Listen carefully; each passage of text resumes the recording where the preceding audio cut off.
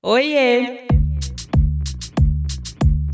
Eu sou Luanda Vieira, jornalista e atualmente também influenciadora digital. Depois de ser editora de moda e editora de beleza e bem-estar em duas grandes revistas femininas, diria que no auge da minha carreira no mundo corporativo, eu resolvi mudar o rumo da minha trajetória e seguir sem freio, pelo menos por enquanto, na vida autônoma. E é por isso que eu tô aqui, pra falar com você sobre carreira na real, sem romantização, mas com conteúdo que pode tornar esse lado da nossa vida um pouco mais confortável. E hoje eu tô aqui pra falar do corre dela, Ellen Ramos, atriz, roteirista e podcaster. O Corre Delas. O Corre Delas é uma produção da Óbvias. Escute também Rádio Endorfina e Bom Dia Óbvias. Ellen, obrigada. Sério. Eu tô nervosa. Eu lembro que a gente se conheceu pessoalmente tem uns 2 meses. E aí a primeira coisa que você me falou foi: eu fui convidada pra ir no seu podcast, é verdade? Eu falei, é óbvio que é verdade. Tipo... É, porque eu comecei a escutar tudo, aí eu falei, gente... E foi, sei lá, eu comecei a escutar, deu 2 semanas, aí chegou o convite. E eu fiquei, tem certeza? Eu falei, será que não é pro podcast antigo? Não, sou eu mesmo. Não, é você mesmo. Vamos falar dessa trajetória. Amei, obrigada. Eu queria começar perguntando sobre a sua relação com as palavras. Porque eu vejo que, de tudo que você faz, a palavra, o comunicar com palavra tá muito envolvido ali. É tudo sobre isso, assim. Então eu queria que você me falasse o que significa as palavras pra você e quando você se encantou por elas. Nossa, gente, eu tava louca pra mim, porque eu sabia que é um negócio, entendeu? Aqui é profundeza, aqui não é pergunta de pires. Aqui o negócio é lá no fundo, lá entendeu? No fundo, mas inclusive... essa cabeça aqui que não para de pensar. Ai, fico feliz, porque inclusive, assim, o Corre Delas... E o Bom Dia Óbvios, enfim, me inspira muito pra eu ser podcaster de novo, né? Pra fazer o meu podcast. Então é uma coisa assim, obrigada. Que demais, fico porque feliz. Porque eu vejo as suas entrevistas, assim, eu fico, nossa, é profundo. Você entra em outro lugar, assim. É uma honra pra mim. A minha relação com as palavras, eu achei muito interessante sua pergunta, porque é uma brisa, assim. É uma pergunta muito lacaniana, aquela que fala de Lacan sem entender Lacan. Mas... eu sempre amei muito, assim, eu sempre fui bem melhor em humanas do que exatas, né? Eu tive uma mãe professora, assim, e eu tenho um irmão formado em língua portuguesa. Minha família parte de mãe, tem um lance muito com a língua, assim. Minha avó também, enfim, declamava... Minha avó, sei lá, eu lembro dela com 90 anos declamando poesias de 10 páginas, decorado, assim. Tipo, Juca Pirama, umas coisas assim. Que eu acho que também vem uma relação com a arte, né? Sim. E é isso, eu acho que veio o teatro... Eu sempre fui muito da música, sempre escutei muita música, sempre vi muito filme. Eu sou uma geração, eu nasci em 87, né? Eu acho que essa minha geração, ela foi muito criada pela TV, total, né? Porque não tinha, enfim. É isso, pai, mas saía pra trabalhar, tu estudava e à tarde você via TV a tarde inteira. Exatamente, era essa rotina. Eu sabia minha rotina de acordo com, vale a pena ver de novo, sessão da tarde. Qual que é o da sessão da tarde? Já vi, repetia. Sim. Lagoa Azul. Exatamente. Né? Então, acho que tem um universo muito do audiovisual, assim, na minha criação. Tá. Chaves, Chapolin, Xuxa, Maravilha. E essa coisa também, eu acho que a própria coisa de eu ser criadora de conteúdo vem desse lugar ali, de ver a apresentadora, depois de ver a MTV nascer ali, né? Sim. E eu acho que hoje em dia... faz uns 2 anos... Uns 2 anos não, acho que desde os 18 anos eu fiz jornalismo. E eu comecei a me atrever na escrita. Enquanto adolescente, eu era emo, assim. Então eu escrevia, Amo. né? Tinha blogs secretos que só eu lia. E depois eu acho que eu fui conhecendo autores que eu realmente gostava. Eu lembro que eu tive um lance com Caio Fernando de Abreu. A gente vai se envolvendo, assim, com pessoas que... Uau, olha essa escrita, né? Vai se identificando também com o que você gosta de escrever, né? Exatamente. Eu acho que quanto mais a gente lê, mais a gente entende, tipo, putz, eu gosto de seguir esse caminho aqui. Até uma estética, né? Tipo, olha essa estética. Isso. Eu sei que tem muita gente, eu sou, assim, São Paulo falar isso é engraçado, mas eu sou muito fã de Legião Urbana. Tranquilamente falo isso numa boa. E sou muito fã de Renato Russo também. Você é de Brasília, né? Então, tá. Pois é. Meu namorado morre de rir disso, que ele fica assim, toca, ele ia falar, ó, Legião aqui, ó, meu bem. É um tom de zoação, mas ao mesmo tempo respeito, assim. Mas eu acho que todo mundo teve um momento de decorar Faroeste Caboclo. Pelo menos, assim, eu tive esse momento sendo de São Paulo, sabe? Eu acho que ninguém escapou disso da nossa geração. Eu acho que em Brasília, sei lá, acho que tava no vestibular, assim, não sei. Na água. Você bebe a água e você tem que saber, assim. E o meu irmão também era muito fã de rock e de Renato Russo. E o Renato teve uma coisa muito forte com a língua, né? Tanto com a língua portuguesa quanto a língua italiana, com o inglês. Ele era um linguista muito sinistro. E, por coincidência, as pessoas que eu fui sendo fã depois, tipo Tom York, Radiohead também, cara da língua, assim, muito, com uma poesia. Você pode ver que é um pouco deprê a Ellen Ramos, né? Um pouco melancólica, mas eu me identifico, tá? Muito. Eu sou essa pessoa, não tem como negar. Eu acho que eu sou muito bem-humorada, mas assim, na hora de escutar música, eu preciso sofrer. E, cara, eu acho que a vida foi acontecendo, escrita, jornalismo. Jornalismo, eu fui ali pra área de… Eu queria ser jornalista que escrevia perfil. Queria trabalhar na New Yorker. Amo. Tranquila. Tranquilo, um sonho bem assim, básico. De boas. O inglês, assim, dela perfeito pra estar lá. Acho que foi isso, assim. Acho que foi andando junto com o teatro. E aí eu descobri a psicanálise, que hoje em dia eu sou muito apaixonada. E por coincidência, que eu não sabia, teve uma hora que eu entendi que a psicanálise tinha muito a ver com a palavra, né? Total. A cura pela palavra. E eu fiquei, assim, maluca quando eu descobri isso. Eu fiquei, tá tudo ligado. Teatro, psicanálise, cinema, roteiro. E aí eu acho que hoje em dia é isso. Eu permeio, acho que eu sou afundada nas palavras. Eu sou a pessoa que faz um ato falho, que pensa na palavra, que às vezes fico uma tarde… Sem zoeira, tá, gente? Não é fumando ou não. Mas eu fico bochecha. Eu fico, nossa, palavra estranha.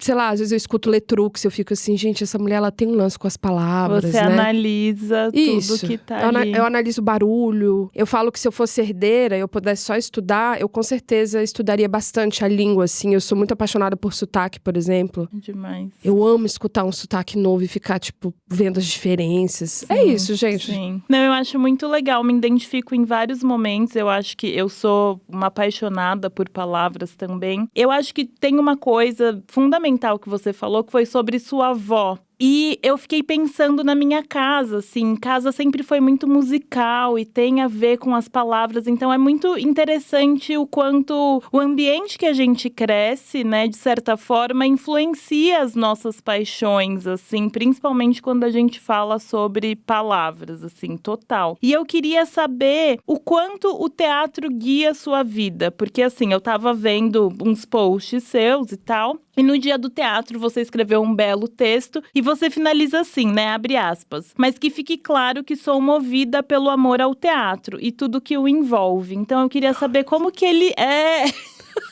Ai. Tocou fundo, né? Eu queria saber como que ele guia a sua vida profissional… Enfim. Cara, é uma ótima pergunta também. Muito boas perguntas, viu? Olha, que podcast bom, gente. Na toa que eu escuto ele. Cara, que loucura. Tem uma entrevista com a Fernanda Montenegro, que é uma coisa… Acho que, sei lá, tem uns 15, 20 anos essa entrevista, que ela tá falando… Acho que alguma jornalista da Globo fala sobre qual é a dica que você dá para os jovens que querem fazer teatro e tal. E ela fala, não faça. Ela fala, não faça teatro. E aí eu lembro, né… Não faça e tal. Ela fala, aí você para, você não faz. Se você ficar longe do teatro e aí aquilo te adoecer, aquilo ali, sei lá, consumir você, te deixar mal, te fazer com que sua vida não tenha muito sentido, ou te adoecer fisicamente, aí você realmente você pode fazer teatro. Sim. E eu lembro que, enfim, eu li a biografia dela, amo biografias e tal, e faz muito sentido, assim, eu acho que eu tenho um envolvimento com teatro desde criança, muito criança. Eu tive uma trajetória de sempre fazer, e aí eu tenho um lance, né, que meus pais, enfim… super perdoados, mas aquela coisa, Brasília, eu tive pais que foram muito… meu pai não é mais… Minha mãe já é falecida, meu pai, né, hoje em dia eu tenho uma vida boa, mas meu pai foi alfabetizar com 18 anos. Ele foi, tipo, teve 14 irmãos, teve uma vida muito pobre, então assim, não tinha possibilidade de eu fazer teatro. Sim. Era tipo, querida, medicina, engenharia ou ganhar direito. Dinheiro, vamos ganhar dinheiro, né? 3 profissões que dava pra fazer. E aí eles… e é teatro? Eles, jornalismo. Sim. Né? Legal. Jornal Nacional. Ai, eu amo. Era uma escuta, assim, muito engraçada. Sim. Eu tenho uma história com meu pai, que um dia ele foi assistir uma peça minha nem lembro qual que era a peça. E aí ele assistiu e ele, nossa, foi muito legal e tal, que bom. Aí eu falei, então tá, pai, então é isso, eu quero fazer teatro. Aí ele, mas minha filha, tá bom, mas você tem que começar a correr e tal. Aí eu, hã? Aí ele, porque você já faz natação, mas você não corre, mas esporte é muito bom. Aí eu, que, pai? Ele, pra você fazer triatlon e tal. Aí eu, não, pai, teatro. Eu já decidi o que eu quero fazer teatro. Ele,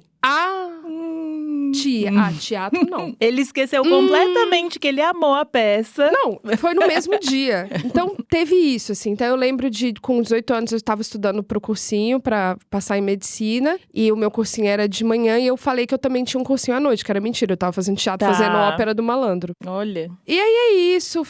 Passei pra UNB, pra Cênicas, escondido. Toda essa... Sim. Ixi, assim, olha, Lacan, assim, sambando, né? E aí... Uma hora eu parei, porque não dava. Porque eu fazia jornalismo, porque eu tinha que trabalhar. Sim. E fazia faculdade pública, aqueles horários, eu parei. Parei e tal. Vim morar em São Paulo, aí fui pro cinema, que era tipo assim... E é engraçado que a gente introjeta o desejo do outro, né? Eu falei, eu não gosto mais de teatro.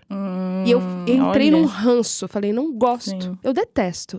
Eu gosto de dirigir. E aí, fui nessa. E aí, uma hora, cara, não sei, uma hora você realmente adoece. Uma hora, de fato, eu comecei aquilo foi ficando muito latente, aquilo virou meio que um trauma. E aí, ficou um desejo. Eu fiquei em pânico. E aí, tive o Caetano... Tudo. Fui pro YouTube. E aí no YouTube as pessoas viam, mas você é atriz? Aí eu, não, acho que não. Acho que eu não sou atriz. Olha. Eu não me autorizava, nem fudendo, assim. Opa, não pode falar. Não, claro que de pode. jeito nenhum. E aí eu não me autorizava. E aí foi um processo. Acho que em 2017, 18, eu voltei a fazer. Uma oficina ali de um mês. Uma coisinha ali, um improviso. Um humor. Nananã. E aí aos poucos... É isso, fui voltando, mas assim, acho que esse lance de me chamar de atriz com muito respeito, porque eu acho que é um lugar também que eu vou estudar pro resto da vida. Sim. É algo bem atual e é na base de muita terapia. Mas hoje em dia eu não me vejo longe mais. Às vezes eu tenho que estar, tipo, agora eu tô escrevendo, tô frequentando, vou começar a montar um processo. Se eu fico assim, 6 meses... eu começo a ficar muito chata, eu começo a perder sentido as coisas. Sim. Começo a pensar em trabalhar numa agência publicitária, fazer um concurso público. Eu começo a, tipo... Você perde a sua essência. Sabe o Chapolin, quando ele fica... Sim.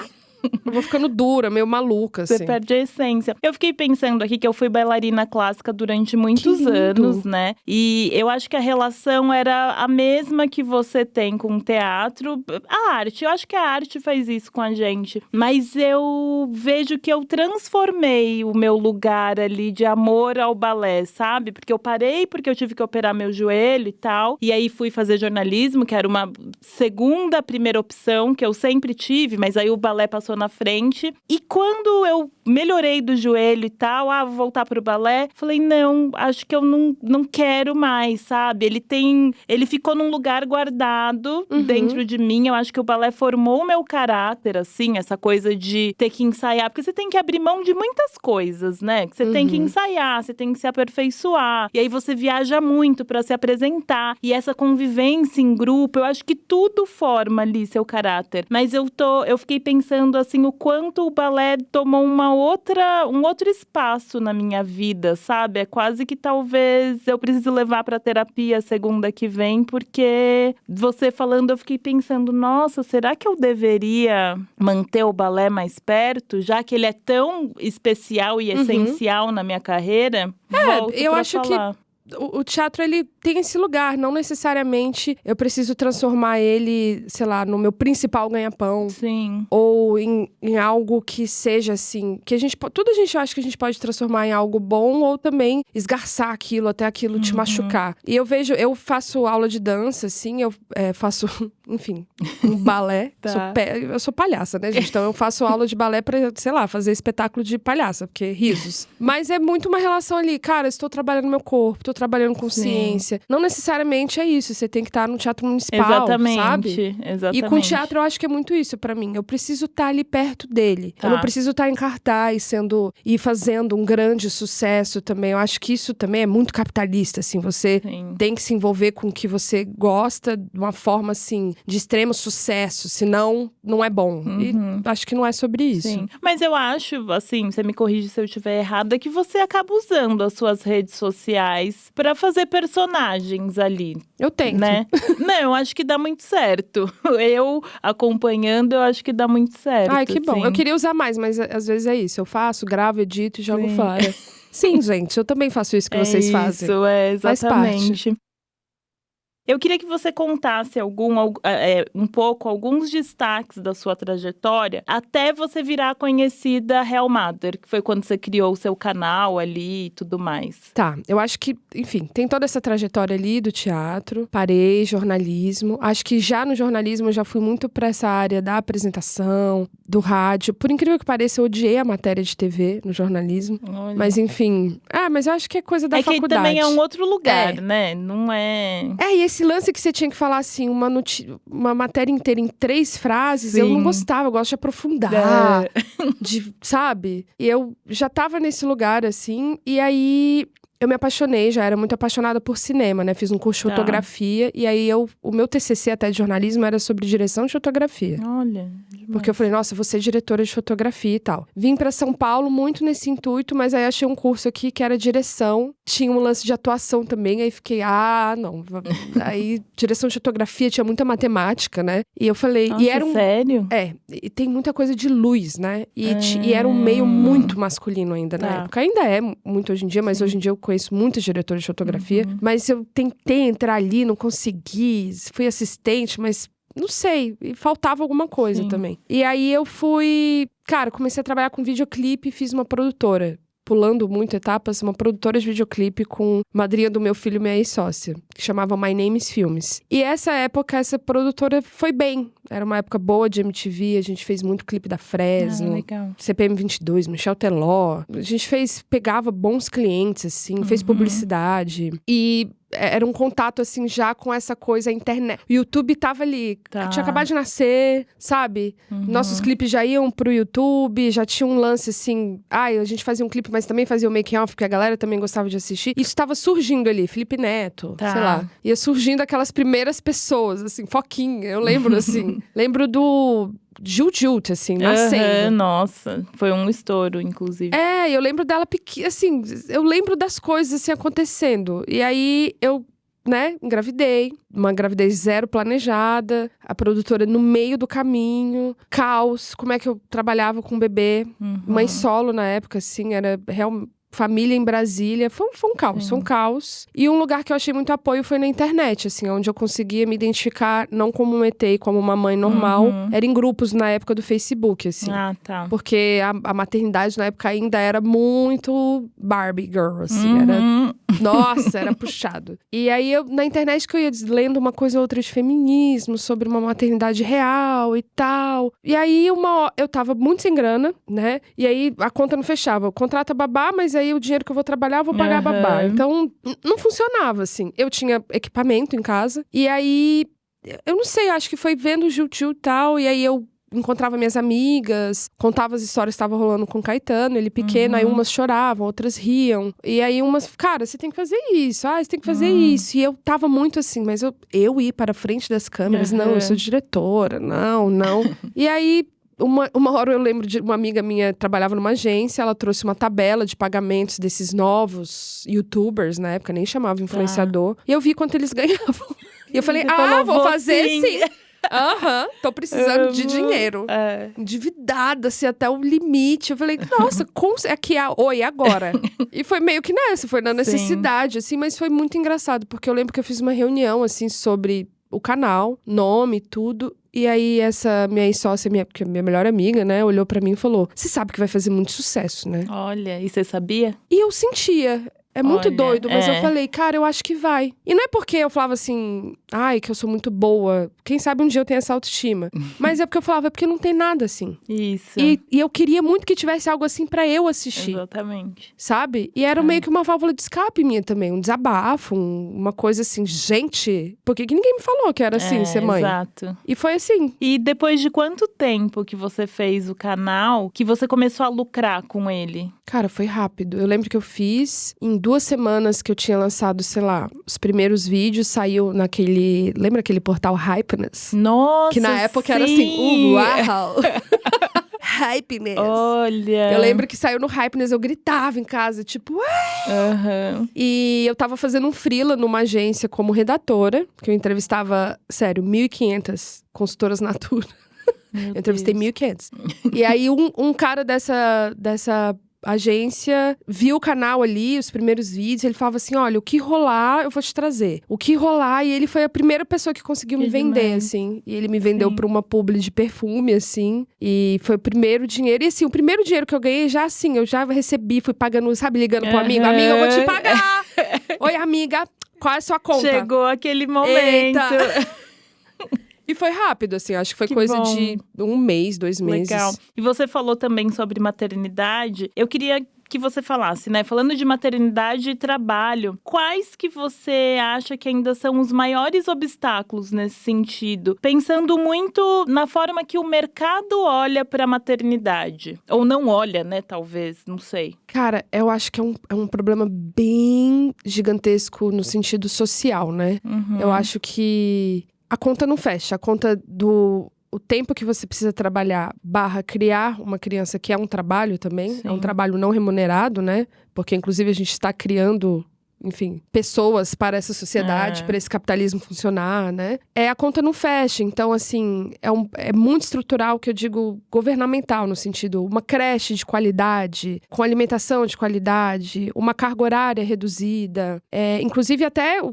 Sou super defensora de uma maternidade com remuneração, né? Por exemplo, é isso, uma licença maternidade de 1 ano, de 2 anos, com remuneração, com um serviço público disponível, tanto de saúde quanto de educação. Então, assim, eu acho que é cruel, eu acho que é muito cruel, e eu acho que a mulher ainda é muito incentivada a ser mãe, né? O aborto, ele é proibido. Ainda tem um lugar que a maternidade vai realizar a mulher, e eu acho isso um discurso, assim, esmagador.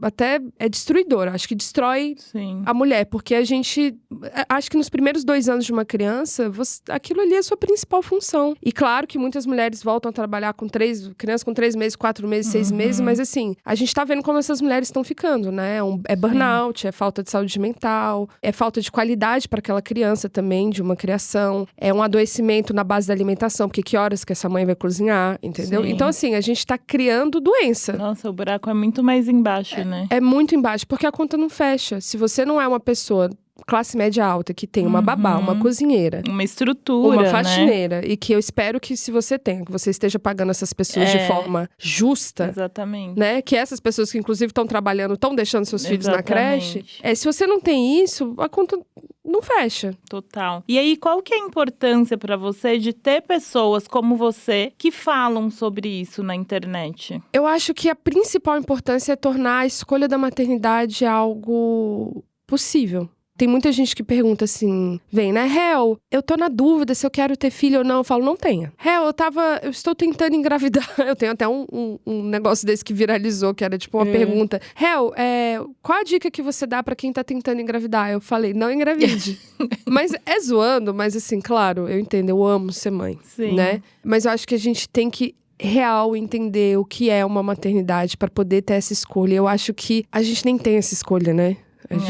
O aborto nem é legalizado, assim. Então, é uma coisa... Eu sempre falo, Handmaid's Tale. Eu me sinto... Sendo mulher no Brasil, é a série Handmaid's Tale, porque as nossas decisões não estão nas nossas mãos. Outro dia que foi sair a lei, que a mulher pode ligar a trompa sem autorização do marido. É um absurdo, gente. Não, parece parece que você tá lendo um roteiro, mas não é. Exatamente, de 1900 e bolinha, 1800, sei lá. Você fala, não é possível não que sei, isso é atual. Nós mulheres nascemos para parir, assim, procriar. Então, é um negócio muito maluco, assim. Principalmente, eu queria que escutar mais mulheres que falem, e homens também, né, risos, sobre uma maternidade consciente, uma escolha de maternidade consciente. Quer ter filho?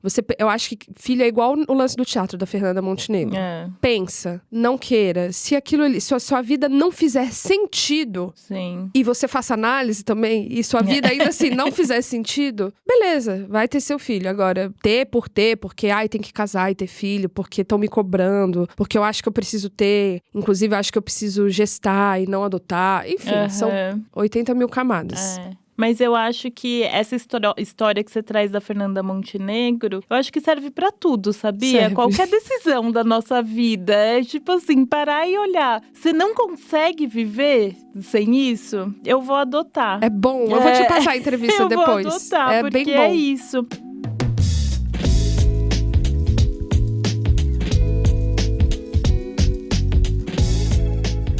E eu queria saber o seguinte, se você é essa pessoa, né, que apoia outras mães virtualmente, de onde vem o seu apoio? Mulher, da psicanálise.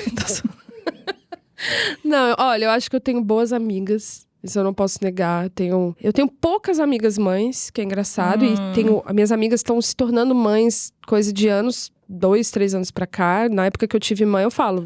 Eu fui mãe na adolescência. Mas não fui, né? Eu tinha 26 pra 27.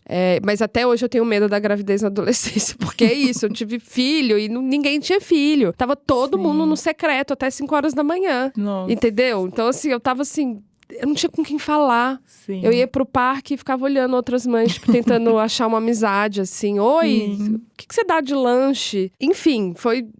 Eu nem lembro o que era a pergunta mais. Desculpa. Não, eu perguntei quem era o seu apoio. Sendo quem você era o meu apoio? Olha só. Quem é o seu apoio? Quem era o meu apoio? Era a imaginação, tô zoando. Eu acho que eu tenho família em Brasília, eu tenho minhas tias, né? Eu tenho uma tia que foi muito rede de apoio, que é a tia que todo mundo conhece, que eu falo dela, tia Leninha, que fala caríssimo. Que é uma tia que a gente tem uma relação super conflituosa. Ela, tipo, me alfineta horrores, mas ela é uma super avó pro Caetano, assim. Uma tia-avó, assim, maravilhosa, perfeita. Acho que teve a avó, parte de pai do Caê também, que me deu muito apoio quando ele era pequeno. E eu acho que a gente vai achando no caminho, né? Eu tive amigas que se tornaram minhas amigas depois de eu ter filho. E que são uma super rede de apoio. O Caetano tem tias, assim, ponta firme mesmo. Do tipo, a tia Lili, que leva ele pra gravação da Pablo Vittar. O menino tá lá. Eu tô lá trabalhando, ele tá lá vendo o clipe. A outra leva ele pra... É isso, o Caetano é uma criança criada por tias, mulheres, assim. Ele é muito criado por... E eu acho isso muito legal, porque eu acho que ele é multiafetivo. Ele não... Ele é muito grudado comigo, a gente tem, né, uma relação muito legal. Ele tem muito contato hoje em dia com o pai dele né, tá presente hoje em dia e tal. Mas ele tem isso, ele também ama a tia Carla, a tia Aline, a tia Didi, que é a Mari. Ele tem essa coisa, tipo, hoje você vai dormir lá na casa da tia Carlinha. Tá bom, tá tudo bem. E é ótimo, e ele acha massa. E eu acho muito massa que ele possa ter um dia difícil, ele possa recorrer a outra pessoa que não seja só eu. Total, isso é incrível. E eu acho, não tenho filho, né, mas eu acho que ter um homem criado com várias referências de mulheres, eu acho que é essencial para a sociedade que a gente quer, né, que a gente espera. Eu acho que é muito lindo. Eu esqueci uma super rede de apoio, que é o tio Fábio Smeili e a tia Ana. Eles são muito rede de apoio. Eles ainda aguentam Caetano e o Akin, juntos. Amo. Eu queria falar um pouco da newsletter agora, a Folga, que eu acho sensacional, a newsletter que é uma mãe pra você. Sim. Assim, essa frase nome pra de mim Camila Frender, né? Criativa. Tudo. E eu queria saber como que surgiu a ideia e qual que é o objetivo dela. Cara, a Folga veio muito nesse lugar da escrita. Eu percebi escrevendo e voltando a escrever que quando a gente escreve algo é muito diferente da gente falar, né? Eu sou uma pessoa muito da fala. Total. Você fala, eu falo. Posso falar aqui. Mas quando a gente escreve, a gente elabora de uma forma muito diferente, né? Parece que a escrita puxa sentimentos nossos diferentes. Parece uma esponja que você coloca na água, assim, que ela suga de um jeito que você não imagina. É muito comum que eu escreva um texto e eu chore muito quando eu termine. Olha. Ou que eu vá reler meses depois e eu me emocione de novo. Que eu pense coisas ali que eu não tinha pensado antes. Então eu acho essa coisa de poder escrever sobre ser mulher, não só sobre a maternidade, ela é muito um processo de cura. Então eu acho que o Folga veio muito nesse lugar. Ele veio muito inspirado na Bonnie Club. Olha! Porque a Bonnie Club vinha com a revistinha, né? Sim. E eu amava aquela revista. Aí um dia eu fui almoçar com a Jana e falei, cara, eu queria fazer um Bonnie Mother. Olha, e a Janaína é ótima. Ela fala assim, vai! Pega o avião, vai pro Japão. Ela é desse jeito. Agora, faz, hoje, lança. Ela é tipo muito... Aí fui falar com a Camila, vamos achar um nome. Eu falei, nome. E aí é isso. Tinha a Anne, a Carol agora tá saindo. Carol, enfim, a pessoa, né, 80 mil projetos ganhando Oscar, né? A mulher já foi lá pro Oscar. Então ela pegou um projeto muito legal, muito gigante. E ela falou, não vou conseguir, tá me dando ansiedade, queria muito continuar. Eu falei, tá tudo bem. E é importante essa atitude dela de entender que ela não consegue dar conta disso agora, né? Porque às vezes a gente quer ficar carregando o mundo nas costas e simplesmente não dá e tá tudo bem. Não, né? super. Tipo assim, parabéns, porque é uma atitude realmente madura. Eu acho que esse ano também eu tinha uma proposta pra fazer parte de um podcast também. Eu falei pra esse amigo, né? Eu falei não, e ele ficou, cara, que bom. E eu fiquei com medo, a gente fica com medo de estremecer a amizade. Ele falou, que bom que você disse não, isso é importante. É melhor o não do que você tá lá sem querer tá, né? Tipo, não total. Dá. Não, e ela falou, eu amo folga, mas eu não consigo agora. Então, falei, vamos nessa, próxima edição. E é engraçado, né? Porque agora eu vou lançar o Radio Hell, podcast que sou só eu. Ah, isso que eu ia falar. E o folga ficou só comigo. E aí parece que é a Júlia, que trabalha comigo, ela falou, engraçado, né? Porque você pediu muito isso, você queria muito fazer coisas sozinhas de novo. O Radio Hell veio muito pra isso. Ela falou, agora você tá tocando as coisas sozinha de novo. As coisas acontecem. Um retorno ali a 2016, tipo... Sim. Olha, isso é muito interessante. Super. Deus me ajude. Vai dar tudo certo. Eu quero falar sobre o podcast, mas antes eu queria perguntar sobre qual foi o seu maior aprendizado nesse período que a newsletter completou 1 ano agora, em junho, né, que passou. Qual que foi seu maior aprendizado? Acho que o primeiro aprendizado é que eu consigo escrever de verdade. Foi do tipo, uau, olha, tá legal esse texto. Eu que fiz. Você consegue, Ellen. Sim. Tá tudo bem. Acho que outra coisa é muito interessante eu amo ler, né? Então, assim, ler ali sobre a maternidade da Daniele, sobre a maternidade da Carol, sobre esses mundos que são completamente diferentes do meu, assim, apesar de a gente ser parecido em muitas coisas, a gente é muito diferente. Ter essa rede, né, que eu acho que a newsletter, ela vai criando uma rede que ela é mais invisível do que, por exemplo, os números ali do Instagram. Só que a sensação que eu tenho é que ela é muito forte. Não é que ela seja mais forte, mas quem tá ali mesmo. Sim. Porque às vezes eu mesma sigo alguém e às vezes eu vejo uma coisa e falo, que legal essa pessoa, eu vou seguir. Eu falo, eu já sigo. Nossa, não lembrava. E eu acho que com a newsletter não, é do tipo... Eu leio, folga, sai. Exatamente. Eu tenho isso com as newsletters que eu assino, né? Saiu, eu leio, eu conheço, eu tô por dentro. Acho que é um laço bem forte, Sim, assim. é diferente. É bem diferente. Você falou sobre esse seu amor por escrita. Eu tinha anotado aqui, nem era pra eu falar exatamente, mas eu li um texto seu que era sobre depressão, junto com o Gil ali. Com tudo. E eu anotei essa frase porque eu achei, assim, essencial. Principalmente, onde me tocou é porque eu tenho ansiedade, tive um burnout, enfim. Então, me tocou nesse lugar que era assim, você falou, abre aspas, você não é assim, você está assim. Respira, pede ajuda e tenha paciência. Vontade de tatuar essa frase, tá? Então, tô eternizando aqui porque é muito boa, muito boa. Eu acho que eu aprendi. Eu sou uma pessoa de altos e baixos. Eu sou uma pessoa que tem depressão, que tô tratando uma depressão agora. Até quando eu fiz esse texto, eu tava, numa melhora muito boa. E foi, nossa, como é aliviante a gente ter uma melhora. Sim. Mas com consciência também, inclusive de tendo um bom psiquiatra, eu diminuí a dose do remédio, ótimo. Ele falou, a gente não vai tirar agora. Porque, obviamente, eu já fiz isso no passado. Nossa, tá tô ótima. Aí você tira o remédio, meu amor, dá um mês. Você tá, assim, com a cara dentro do esgoto. Nossa, sim. Assim, meu Deus. Já estive lá. Meu Deus. Então ele falou, vamos diminuir, mas vamos terminar o tratamento, né, Ellen Ramos. E eu fiz assim, Vamos. E é isso, e a vida continua acontecendo. Então, hoje em dia, quando eu tô numa fase boa, eu tô assim, cara, eu tô bem. É muito interessante, porque acho que quando você vive a depressão, você fala, eu tô bem, que bom, vou aproveitar, porque talvez daqui a pouco eu não esteja tão bem. E não pela depressão, mas porque é isso, porque um parente seu morre, porque uma coisa acontece, porque uma outra coisa acaba, porque a relação entre crises, porque o filho tem um problema. Sim. E aí a vida acontece. Então, hoje em dia, quando eu tô bem, eu aproveito. Eu falo, eu tô bem. E guarda, é como se eu salvasse, assim, congelasse um pouco de energia. Congela um pouquinho dessa energia e lembra desse momento. Exato. Então, sei lá, última semana eu tive uma semana difícil, ruim, que eu fico mais desanimada, eu fico mais melancólica. Eu sofro, choro e tudo bem. Eu acho até bom chorar, porque eu já tive depressão do tipo de ficar apática, né? Sem sentimento, que eu acho que aí é horrível. E eu pensei, você sabia que isso ia acontecer, tá tudo bem. Você tá mal, tô triste, agora eu tô triste. Daqui a pouco, vamos escutar umas músicas, vamos lá, tomar um axé, vai passar. Eu acho que é uma sabedoria de lidando com a tristeza, sabe? Eu sou uma pessoa mais melancólica, assim. Eu acho que eu sou muito sensível, né? Eu sou uma coxa de retalhos. Então, a ultrassensibilidade, ela tem uma coisa que é ser muito criativa. Eu sou muito da arte, eu amo teatro, mas tem um traço ali que é tipo... Eu sou sofrida. Tudo e não dá toca, pra toda vez que eu ficar mal, eu me afundar. Porque é muito difícil sair, né? A gente sabe.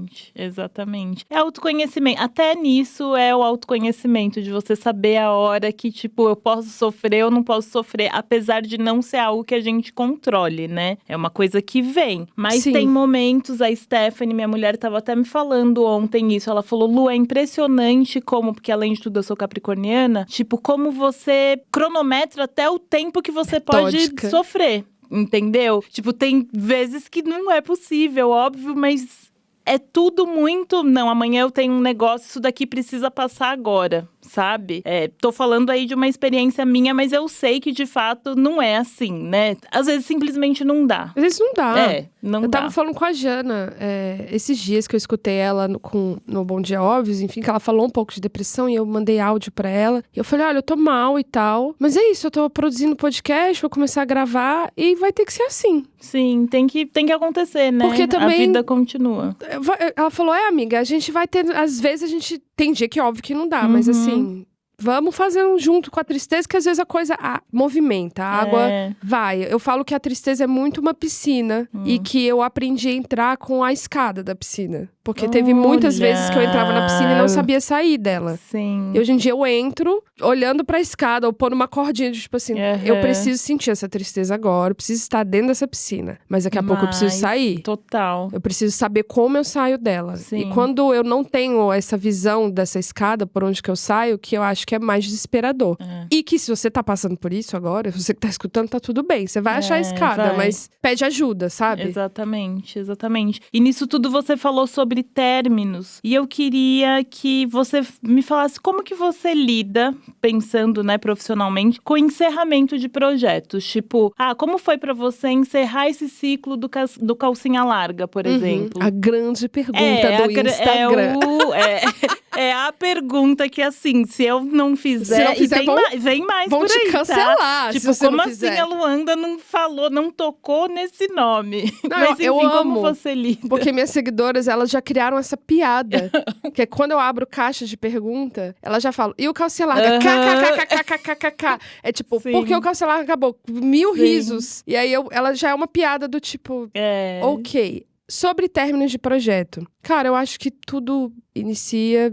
acaba, pode ser que acabe ali um ciclo e inicie outro. Eu acho que a vida é muito cíclica, muito cíclica. E assim, quando a gente tá falando de trabalho, principalmente, faz sentido, né? Eu acho que eu tive essa experiência, inclusive, no YouTube. O Real Madre, ele existiu, ele teve início, meio e fim, mas teve uma hora que não fazia mais sentido.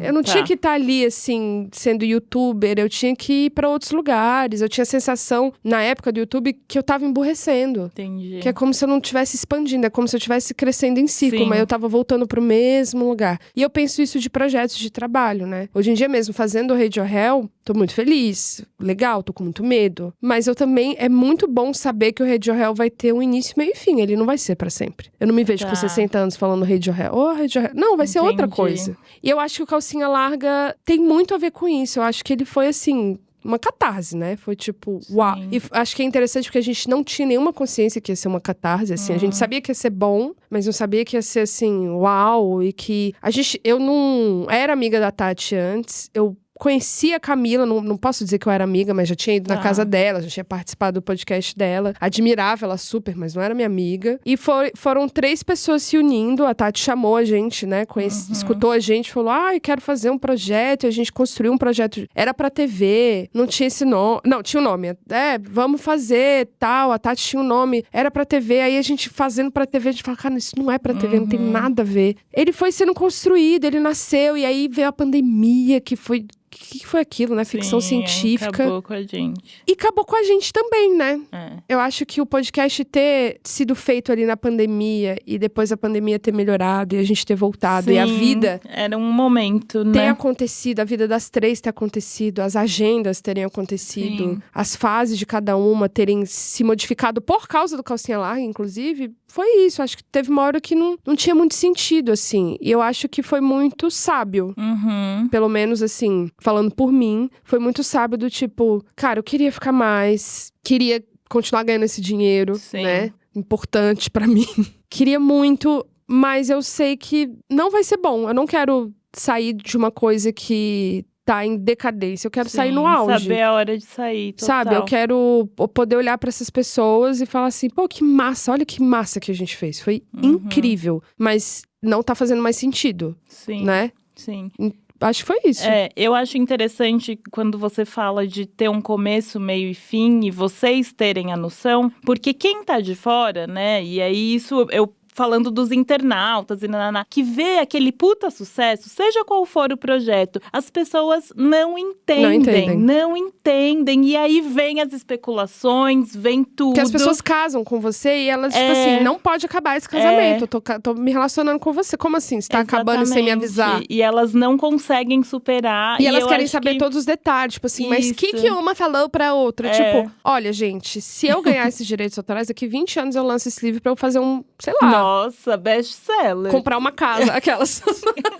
Mas eu acho que não tem. Eu acho que foi um lugar do tipo, vamos encerrar. E claro, na hora que a gente fala vamos encerrar, são 3 pessoas que se tornaram muito amigas. E aí não tem como negar isso. 4, né? Porque tem o produtor também, o Bruno, maravilhoso. Eram 4 pessoas se relacionando intensamente, assim, semanalmente. Almoçava junto, jantava junto. E problema de filho e filha, e casamento, e um contando, e era desabafo. Era intenso, era como se fosse uma terapia em grupo. E claro que na hora de encerrar, tipo... Tem gente que fica chateada, tem gente que fica de boa, tem gente que fica triste. Assim, cada um reage de uma forma, eu fiquei, nossa, eu tive um luto, assim. Eu fiquei bem, depois eu fiquei, tipo, muito triste. E aí falei... Mas em nenhum momento eu pensei... Eu fiquei triste pensando, foi a coisa certa, tá tudo bem. É tipo terminar uma relação e falar... Cara, precisava terminar, é triste, tenho muita saudade... Mas é isso. Não tá funcionando.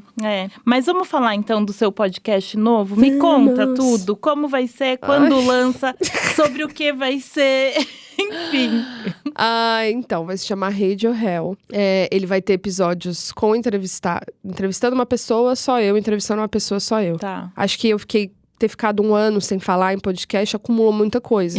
Então eu falei, eu não quero fazer o Jô Soares que não deixa as pessoas falarem. Por favor. Então eu vou fazer um que seja só eu, assim, 40 minutos de você enchendo o saco de mim. Isso. Sabe? De falar assim, nossa, não aguento mais ouvir a Ellen. E o outro episódio sou eu entrevistando. Minhas referências é você, com certeza, não posso negar. E são referências do tipo, eu quero muito fazer entrevistas sobre quem é você mesmo. Não é muito sobre o seu projeto agora, não é sobre o seu lançamento. É sobre por que você, Luanda, tá aqui. O que você percorreu na sua vida pra chegar até aqui hoje? Por que você é assim hoje, sabe? Do seu E eu acho que é um bate-papo. Claro que com você eu vou entrar num assunto, com outra pessoa em outro. Com você talvez a gente fale da dança. Cada um entrega um negócio, né? E eu acho que o encantamento de entrevistar também é muito esse. Porque você, às vezes, até tá preparada pra uma situação, né? Um roteiro ali, mas a pessoa entrega um negócio que você fala, não tem como eu não ir por esse caminho, eu preciso falar sobre isso, né? Entrevistar pra mim é um grande improviso que eu sempre tive pavor quando eu dançava e hoje eu tenho que lidar com isso, mas é a parte que eu mais gosto, acho que é o que mais me realiza de conseguir dar essa volta por cima, sabe? Conduzir uma conversa.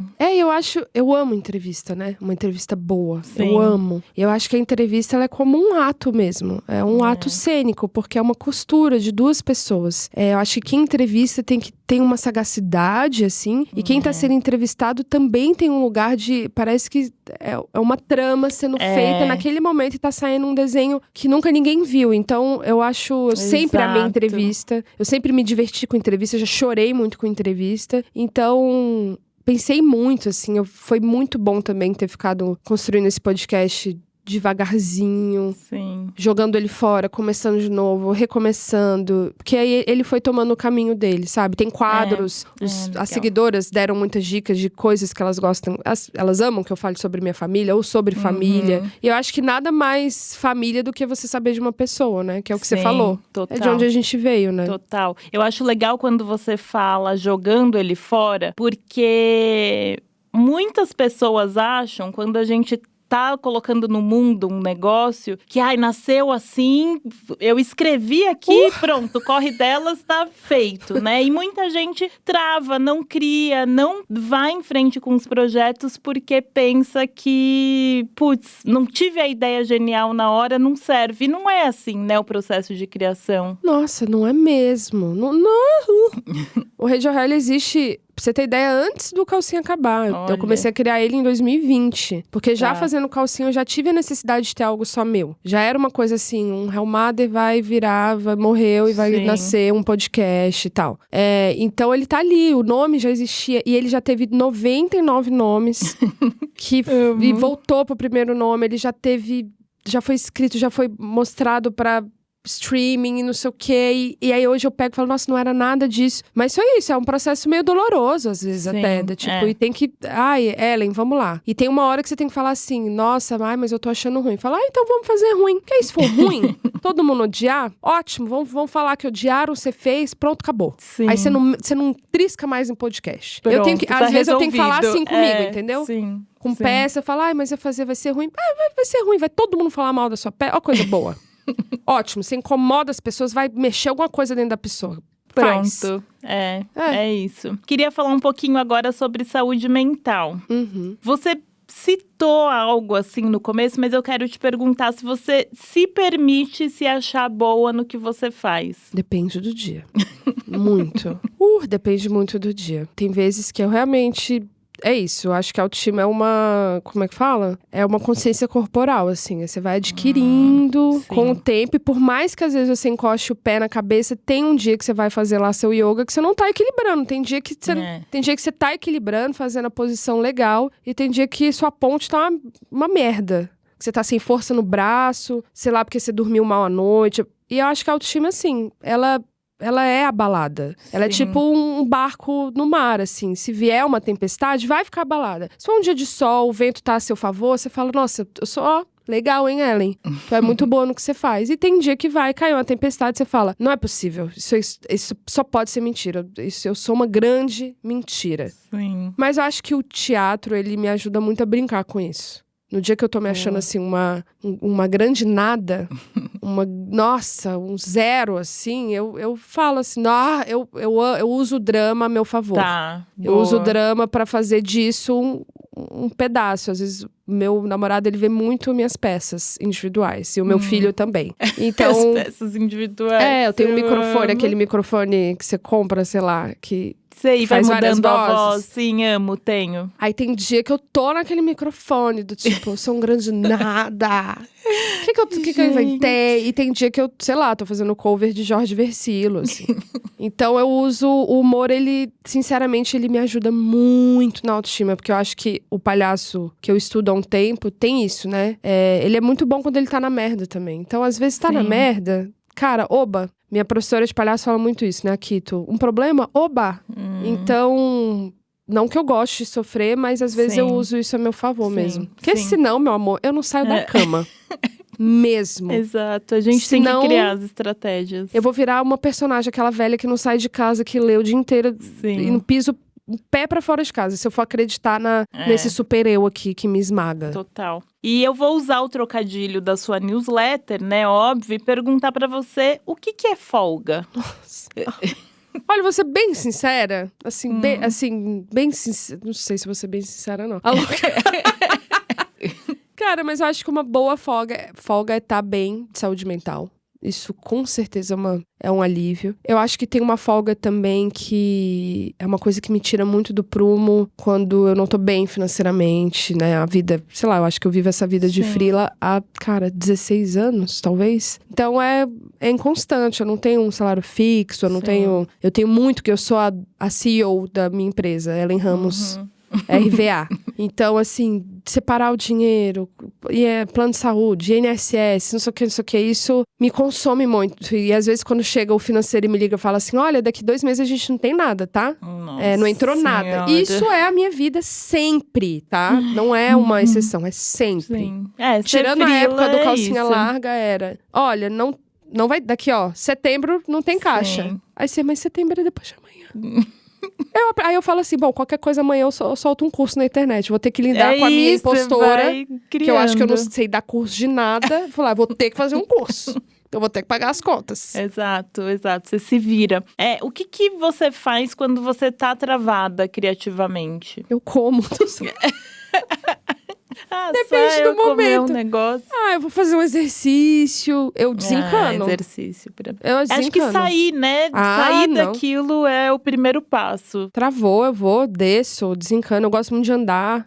Desço, vai andar, vai pra algum lugar a pé. Exercício me ajuda muito, assim.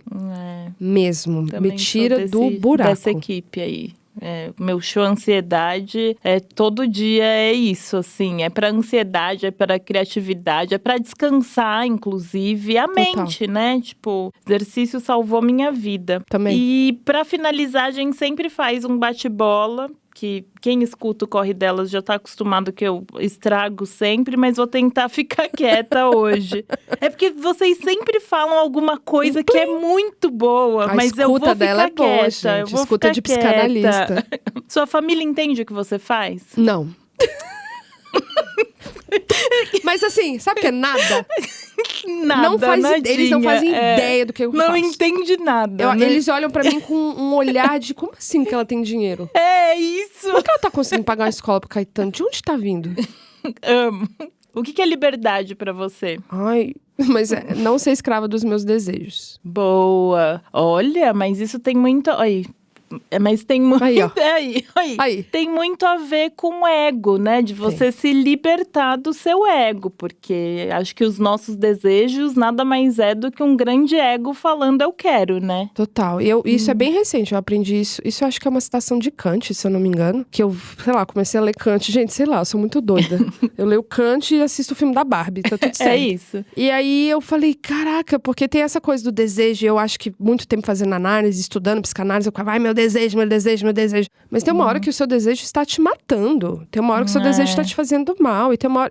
E assim, esse desejo é meu mesmo, esse desejo é do outro. Nossa, sim. Então, hoje em dia, quando eu desejo muito uma coisa, eu falo assim, vá merda. Se voltar algumas vezes, eu falo, podemos trabalhar juntos. Olha aí, gente, minha cabeça já tá aqui. Abrindo triplex. Exatamente. Bom, um livro ou qualquer tipo de conhecimento que fez diferença na sua trajetória profissional. Ai, caralho. Poxa, pedi um... Vamos falar de conhecimento. Eu acho que, gente... Eu sou a pastora, desculpa. Pastora da psicanálise. Mas eu posso fazer outro tipo de terapia? Não.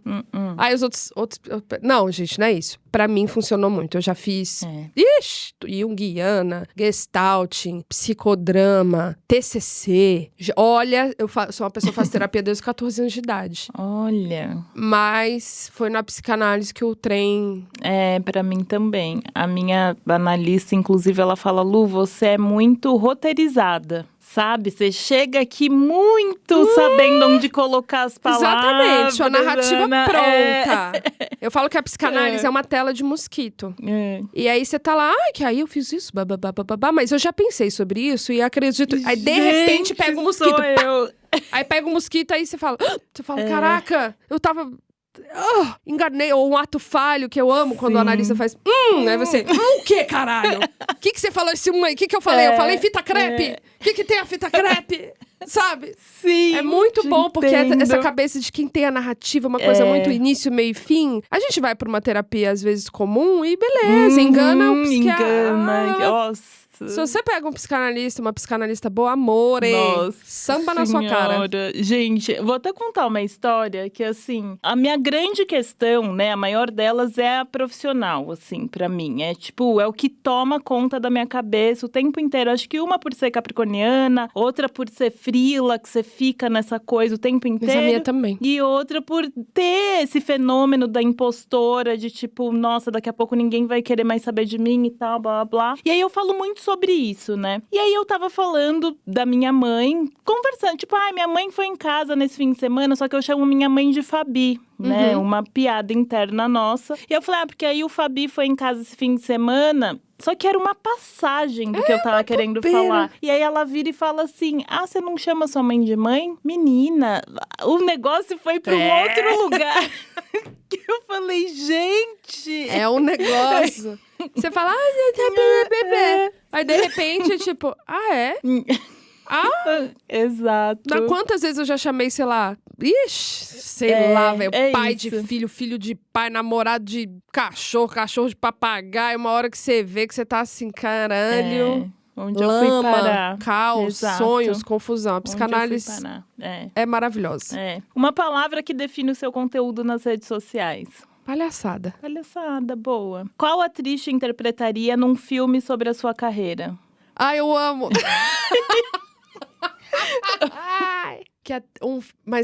Pode ser internacional, nacional? Que você quiser. Pode ser você, inclusive. Não, tá. Nossa, que coisa boa, né? Cara, eu acho que é a Dani Calabresa.